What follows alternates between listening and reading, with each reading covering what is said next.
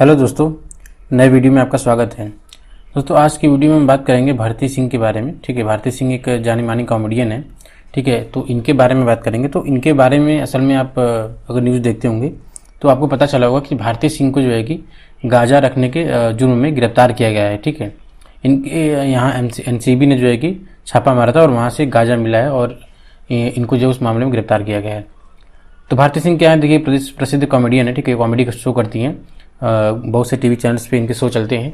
तो ये भारती सिंह है। जो लोग कॉमेडी शो देखते होंगे इनके चेहरे से इनको पहचान रहे होंगे कि यही भारती सिंह है। ठीक है, तो इनकी हम बायोग्राफी नहीं जानेंगे। ठीक है, जानेंगे कि मामला क्या है और उस मामले में क्या सज़ा होती है, क्या कानून है, इसके बारे में हम जानेंगे, जो कि आपके लिए बहुत ही ज़रूरी जानना है। ठीक है, तो ये वीडियो को स्टार्ट करते हैं। देखिए, गांजा बॉलीवुड में ड्रग्स कनेक्शन से जुड़ी मतलब बहुत से एक्टर जो हैं आप हाल ही फिलहाल में देखे होंगे, जिनके ऊपर की ड्रग्स रखने के केसेस जो है कि मिले हैं, सबूत मिले हैं। ठीक है, तो यहाँ पर देखिए, कॉमेडियन भारती सिंह और उनके पति हर्ष अभी एनसीबी के रडार पर हैं। ठीक है, यानी भारती सिंह तथा उनके पति हर्ष के घर से 100 ग्राम, ठीक है, ये नोट कीजिएगा, ये मात्र 100 ग्राम, ठीक है, 100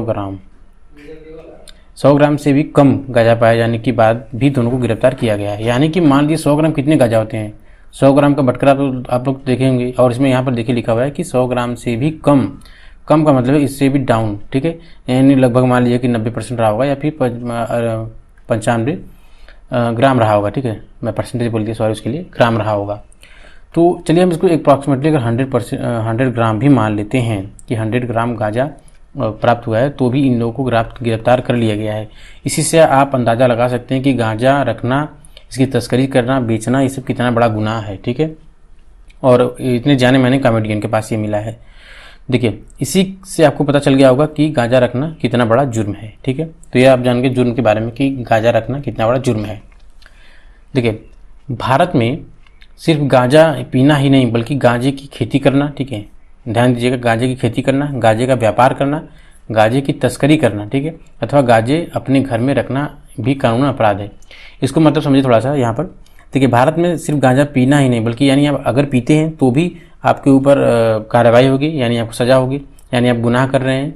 और इसके अलावा अगर आप खेती कर रहे हैं गांजे की, ठीक है, आपको पता होगा कि गांजा जो है कि इस आप जो देखेंगे अरहर, ठीक है, अरहर जो आपका दाल होता है, ठीक है, दलहन, इसी की पेड़ की तरह गांजे का पेड़ होता है। ठीक है, मान लीजिए कि ये पेड़ है तो ऐसे ऐसे निकले होते हैं और उसमें पत्ते होते हैं, छोटे छोटे, ठीक है, पत्ते होते हैं, और यही पत्ते जो है क्या होते हैं, गांजा होते हैं। ठीक है, गांजा तो उसी तरह ही होते हैं।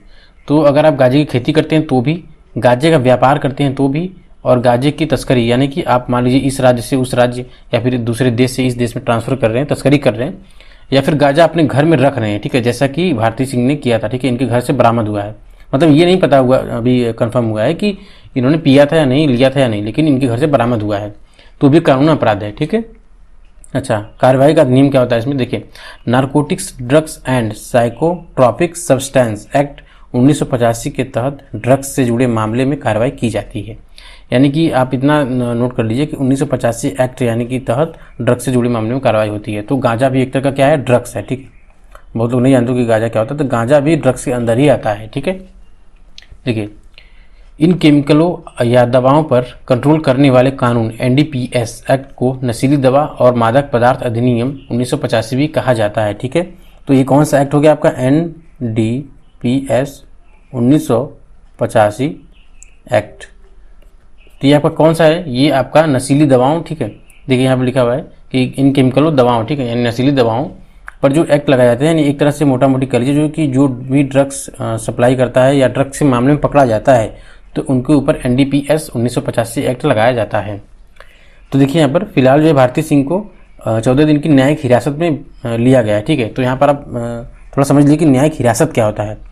न्यायिक हिरासत का मतलब ये होता है कि मान लीजिए कि एनसीबी ने क्या किया, उनके यहाँ छापा मारा, ठीक है, वहाँ से क्या हुआ, 100 ग्राम का गांजा प्राप्त हुआ, तो इन्होंने क्या किया, एफआईआर रजिस्टर की। ठीक है, फिर मजिस्ट्रेट के सामने क्या हुआ, इनकी पेशी हुई। ठीक है, भारती सिंह की मजिस्ट्रेट के सामने पेशी हुई। तो आपको पता होना चाहिए कि किसी भी व्यक्ति को गिरफ्तार करने के 24 घंटे के अंदर उसको मजिस्ट्रेट के सामने क्या करना होता है, पेश करना होता है। ये आपको पता होना चाहिए, ये आपका कानून आपको जानना चाहिए। मान लीजिए कि आज आपको गिरफ्तार कर लिया जाता है तो पुलिस वाले का काम है 24 घंटे के अंदर आपको मजिस्ट्रेट के सामने पेश करे। ठीक है, उसके बाद वो अगर हिरासत में लेने की बात कहते हैं तो ठीक है, वरना आपको वो तत्काल जमानत भी दे सकते हैं। तो ये आप ध्यान रखिए, अगर 24 घंटे तक आपको किसी थाने में बैठाया जाता है और आपको मजिस्ट्रेट के सामने पेश नहीं किया जाता है तो आप उस पुलिस वाले के उस थाने के खिलाफ FIR करवा सकते हैं। ठीक है, उसके लिए आप अपने वकील की सहायता ले सकते हैं। तो न्यायिक हिरासत का मतलब ये होता है कि मजिस्ट्रेट ने इनको न्यायिक हिरासत में लेने के लिए बुलाया। इसका मतलब ये हुआ कि इनको जेल की सज़ा नहीं हुई है। ठीक है, मतलब इन्हें जेल नहीं भेजा गया, इनको न्यायिक हिरासत में लिया गया है। यानी कि ये जो मामला अभी निकला है इसकी जांच होगी, पड़ताल होगी। ठीक है, 14 दिन तक रखा गया है। 14 दिन बाद मतलब ये दोबारा क्या करेंगे कि जमानत के लिए पहले तो अर्जी दाखिल करेंगे। ठीक है, जमानत के लिए तो वो एक्सेप्ट हो गया तो ठीक है, नहीं हुआ तो फिर से इनको दोबारा से न्यायिक हिरासत में का एक्सटेंड जो डेट है, जो दिन है, उसको बढ़ा दिया जा सकता है। तो ये हो सकता है। तो अगर मान लीजिए कि इनके खिलाफ सबूत मिल गए कि हाँ इन्होंने पिया था या फिर तस्करी किया था, फिर मिला था, जो भी मतलब होगा, तो 100 ग्राम मतलब उतना ज़्यादा तो नहीं है। ठीक है, कि बहुत बड़ी सज़ा मिले इनको, फिर भी ये जमानती सज़ा हो सकती है। यानी कि सज़ा मिलने के बाद भी जमानत हो सकती है इस मामले में। लेकिन अगर ये जुर्म के ऊपर डिपेंड करता है कि हो सकता है कि इन्होंने लिया हो या कहीं से तस्करी किया हो, मतलब जो भी जुर्म इनके ऊपर साबित होंगे, वो जुर्म कितना बड़ा है उसके अकॉर्डिंग इन्हें सज़ा मिलेगी। ठीक है, तो सज़ा और दंड के बारे में थोड़ा डिस्कस कर लेते हैं। इस कानून के तहत कोई व्यक्ति मादक दवाओं के निर्माण, उत्पादन, खेती, खरीद, स्वामित्व, भंडारण, उपभोग आदि प्रतिबंधित करना है। ठीक है, यानी इसका मतलब ये हुआ कि जो कानून मैंने आपको बताया कि NDPS, ठीक है, इसको याद कर लीजिएगा, NDPS 1985 एक्ट के तहत, ठीक है, इस कानून के तहत कोई व्यक्ति मादक दवाओं के निर्माण, उत्पादन, खेती, खरीद, स्वामित्व, भंडारण, उपभोग आदि प्रतिबंधित है। ठीक है, तो इसके अंतर्गत ये सब प्रतिबंधित है। कानून के तहत यदि गांजे की कम मात्रा अपने घर पर रखी है तो 6 महीने या 1 साल तक की कठोर कैद हो सकती है। यानी भारती सिंह ने कितना रखा है, 100 ग्राम। तो इनको अगर मान लीजिए ऐसा सबूत पाया जाता है कि हाँ इनके ही द्वारा मतलब इनके खिलाफ सबूत पाए जाते हैं, तो इनको मैक्सिमम 6 महीने, ठीक है, या उससे भी अधिक तो 1 साल तक की सज़ा हो सकती है। इससे ज़्यादा नहीं होगी क्योंकि ये बहुत ही कम मात्रा है, 100 ग्राम। ठीक है, इसके साथ ही 10,000 रुपये तक का जुर्माना भी लगाया जा सकता है। यानी कि इनको अगर 6 महीने की जेल होती भी है तो इसके साथ ही इनको 10,000 रुपये का जुर्माना भी पे करना होगा। लेकिन अगर ज़्यादा मात्रा में आपने रखी है तो 1 लाख रुपए से ज़्यादा जुर्माने के साथ साथ आपको 20 साल की कठोर की कैद की सज़ा हो सकती है। ऐसा देखिए तब होगा 20 साल और 1 लाख जब आप कम से कम 10 किलो, ठीक है, 20 किलो या फिर क्विंटल में आप गांजे की तस्करी कर रहे हैं, ऐसा सबूत आपके खिलाफ पाया जाता है तो। ठीक है, तो ये आप समझ गए कि सज़ा क्या होता है और कौन से कानून के तहत कार्रवाई होती है।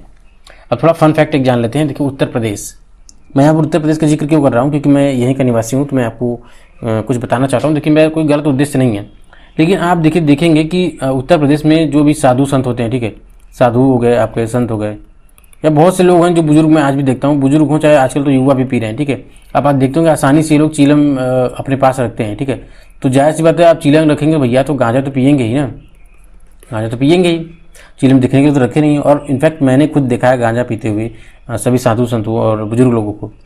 तो उत्तर प्रदेश में इतना गांजा मतलब कहाँ से आ रहा है, आप कहीं भी चले जाइए दुकान पर, किसी से पूछ लीजिए गांजा कहाँ मिलेगा, तो आपको पता चल जाएगा गांजा कहाँ मिलता है। तो इतनी तस्करी, इतना उत्पादन कैसे हो रहा है। ठीक है, और ऐसा नहीं कि बहुत सस्ता मिलता है, बहुत काफ़ी महंगा मिलता है, उसके बाद भी लोग इसका सेवन कर रहे हैं। तो एक तो यही मतलब वो हो गया कि मतलब उत्तर प्रदेश में कैसे इसका संचालन हो रहा है, कैसे लोग इसको खरीद पा रहे हैं। इसका मतलब कहीं ना कहीं इसका उत्पादन हो रहा है, कहीं ना कहीं ये या फिर अदर स्टेट से उत्तर प्रदेश में आपका आ रहा है।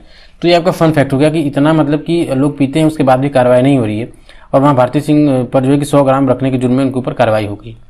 तो एक तरह से ये भी लोचा है कि मतलब कि देखा जाए तो हो सकता है कि बदले की भावना से कार्रवाई हो सकती है, पर हम पॉलिटिक्स में थोड़ा नहीं जाएंगे। बस यूँ समझ लीजिए कि आप भी अगर यूपी से होंगे तो आप समझते ही होंगे मेरा कहने का क्या मतलब है। ठीक है, तो बस इतना कहेंगे, वीडियो पसंद आए तो लाइक कीजिएगा, और अगर नए होंगे तो चैनल को सब्सक्राइब भी कर लीजिएगा, और अगर आप UPSC के एस्पिरेंट हैं तो हमारे चैनल को जरूर सब्सक्राइब कर लीजिएगा। मिलेंगे अगले वीडियो में, तब तक के लिए धन्यवाद।